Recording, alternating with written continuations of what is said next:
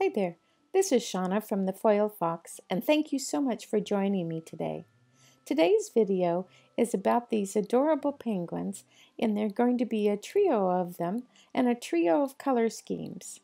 So here they are. I'm going to be demonstrating the blue one today, but you can see I just altered the background and the sentiments to fit the backgrounds for each of the other two. So just apply the same principles for this one that we're going to be demonstrating for any other colors you like. So I'm going to be using the My Favorite Things Sweet Penguin Holiday. It's a new stamp for them. It has some wonderful penguins, sentiments, and accessories, the matching die set, and I'm also going to be using the Penny Black ribbon stackers. This is going to provide a nice little frame. I'm not going to be using the thin ribbon stackers, which is the positive part. I'm going to be using the negative, and you can see I outlined it there. But I'm going to first start out with a piece of Bristol paper, and I'm going to create the background. Now the background in this particular case is using tumbled glass for the light color, broken china for the dark color, the middle color, excuse me, and then the dark color is faded jeans. But I'm going to first add all the tumbled glass first, all over the page, and then I'm going to add the broken china in the center and the faded jeans at the bottom. And I'm just going to keep adding until it's not blotchy anymore. It looks so blotchy right now, but you'll see that that will change as more ink gets saturated onto the paper. I think that's kind of the secret. Also, using some Bristol paper, it makes it blend a little better. So I'm just going to keep going back and forth to these three colors until I have it, I'm satisfied with the result. And I'm kind of blurring those lines so that it's not a very distinct three lines there. I just want a nice ombre effect and have a little bit of blending of it. But with that done, I'm going to now splatter on some clean water with a brush. As you know, these are water reactive, so they make these wonderful, when you splatter the water, it makes these wonderful little dots on there that does create kind of a snowy look on the background.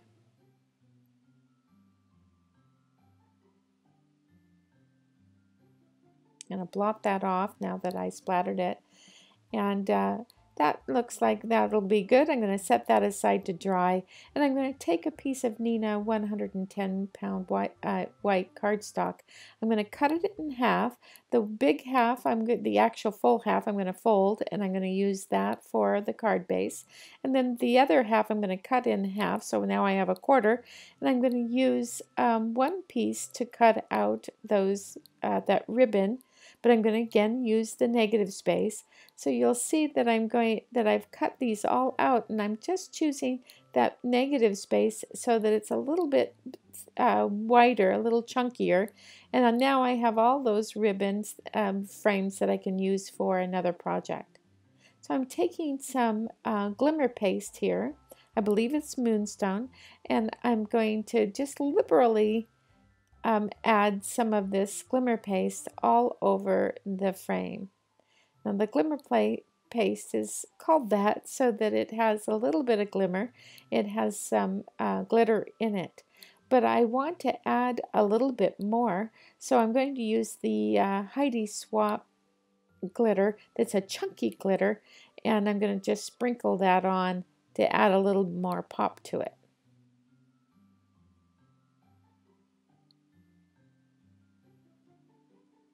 Now I'm going to very carefully lift this off the paper, kind of smooth down the edges, and set that aside to dry.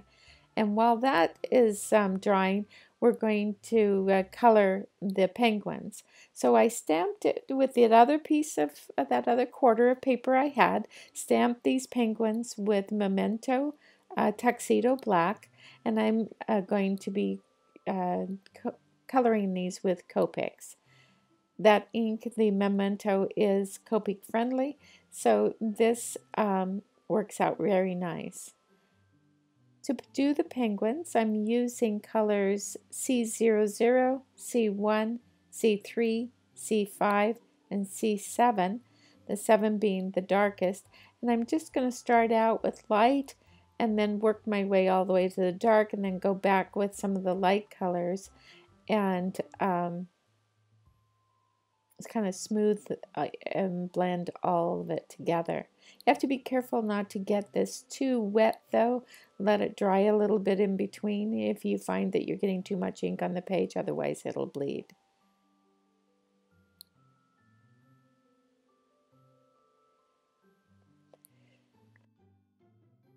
So I'm going to do the little tummies now and the cheeks. My favorite combination is the E50 and the R1. So I do use the E50 first for a little bit of a fleshy tone and then go over it with the pink, the R01. Now, don't worry about writing down all these numbers because of the Copic colors I used. There is a Copic guide on the blog as well as a complete supply list there, so you can pop over there. There is a link down below. So I painted or colored the feet and the beak with the yellows and oranges, and now I'm using the red for his little Santa's cap.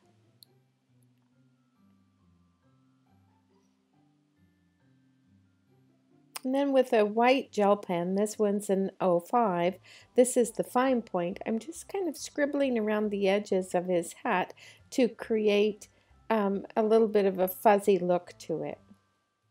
And then I'm taking a very, very fine pen. This is a 003. So as I mentioned, these little penguins have kind of a fuzzy look to them, and they have these little lines that create that fuzzy look. So I'm just accentuating those and his eyes using that pen. So I'm going to go on and do the other ones, and I've sped it up a little bit so you don't have to be incredibly bored watching this, or of course you can always skip through it and go on to the next step. But for those that want to stay, just sit back and just watch, and then I'll be with you in just a moment.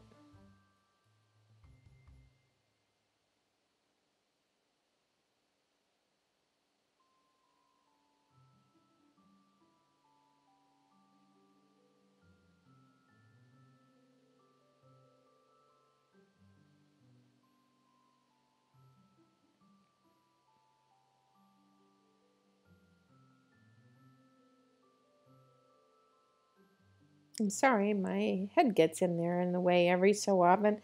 Sometimes I have to lean over and really look at what I'm doing. You can see I just repeated the process of just using those grays that are the C family, and then going on with a little bit of the E50 and the R01 to warm it up a bit for his tummy and cheeks. And then these gifts that are stacked on top, I just used some colors that are random. You can certainly use whatever colors you would like. I wanted it kind of real cheerful and bright, so I used a colorful selection so that each gift was colored a little bit differently.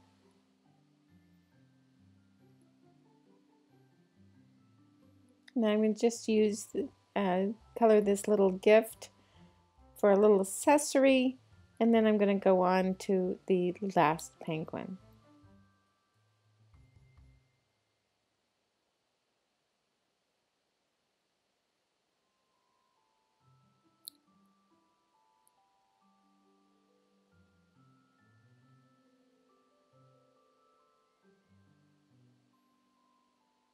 This penguin, I did do just exactly what I warned you not to do, is I got a little bit more ink on using these grays than I wanted in it, and it blurred out a little bit, but I decided that it was okay because each penguin needs to look a little bit different, and it did kind of blend the colors and make him a little bit more interesting.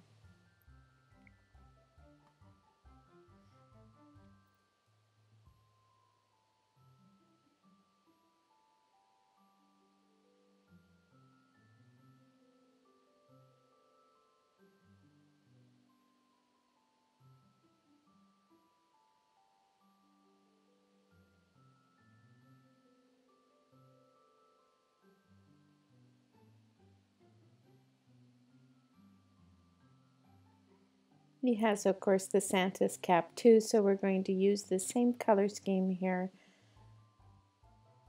And I think it's R22, R24, and R29. It's kind of one of my favorite combinations.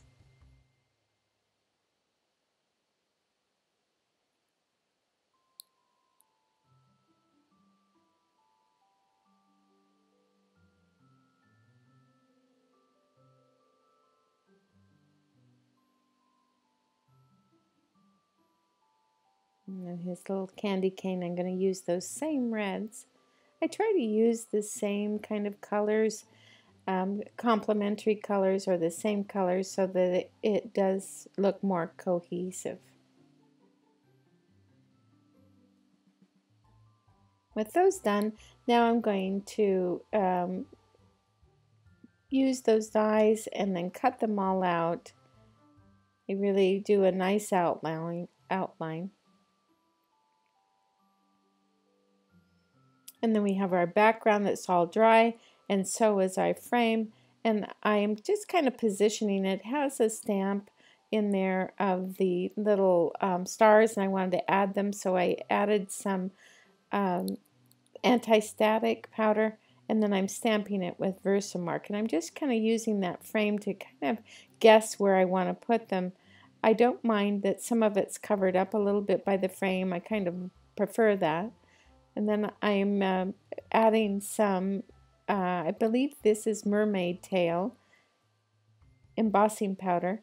And then I'm sticking down that border. I had put some foam tape behind it, just like there's foam tape behind these little critters that I'm now makes quick work of just putting them on there. Just kind of positioning where I'd like them.